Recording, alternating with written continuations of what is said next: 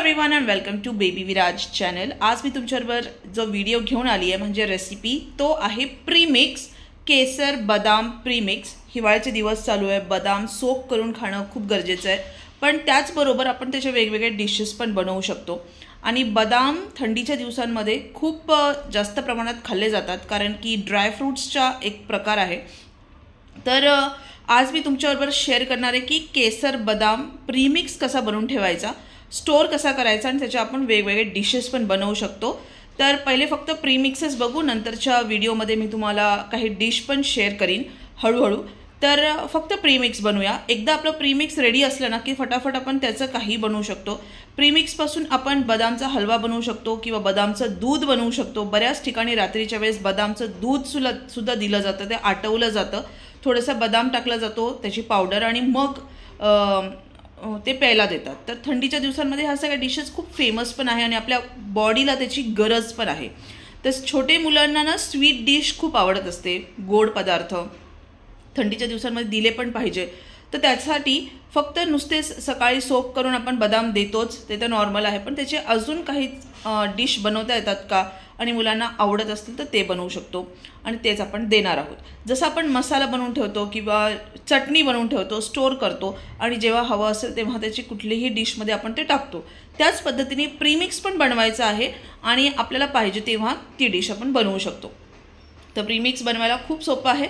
चला video share करते। तुम्हाला व्हिडिओ आवडला तर लाईक शेअर सबस्क्राईब करा आणि असं प्रीमिक्स बनवून ठेवा म्हणजे तुम्ही फटाफट काही पण बनवू शकता। चला, इथे मी काही बदाम रात्रभर पाण्यात भिजत टाकलेले होते आणि आता त्याला आपण गरम पाण्यामध्ये टाकणार आहोत, जेणेकरून त्याची स्किन जी आहे ती लवकर निघते। तुमच्याकडनं जर रात्रभर भिजवता नाही आले तर डायरेक्ट गरम पाण्यामध्ये, उकळत्या पाण्यामध्ये तुम्ही टाका आणि नंतर हळूच त्याची इतकी इझिली एक मिनिटात एक सेकंडमध्ये त्याची जे स्किन आहे ते निघायला सुरुवात होते। आणि मी एका छोट्याशा बाउलमध्ये ते टाकणार आहे।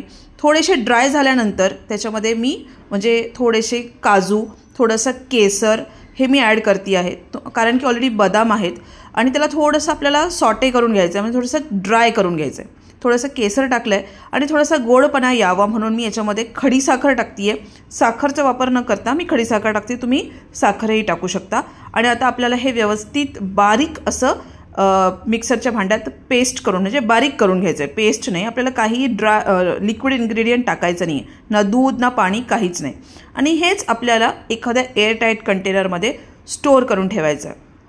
बाहेर स्टोअर नका करू, कारण की माईट बी त्याचा स्मेल येऊ शकतो, याच्यामध्ये साखर आहे तर मॉइश्चर पकडू शकतं। तसं तर हिवाळ्याचे दिवस आहेत, पण तरीही फॉर सेफर साईड तुम्ही याला फक्त फ्रीजमध्येच ठेवा, म्हणजे हे तुमचं कमीत कमी 8 ते 15 दिवस आरामात राहतं आणि वेगवेगळे याचे डिशेस बनवू शकतात। तुम्ही बदामचा हलवा बनवू शकतात किंवा मग बदामचं दूध बनवू शकतात, बदामची बर्फी बनवू शकतात, भरपूर डिशेस याच्या बनतात।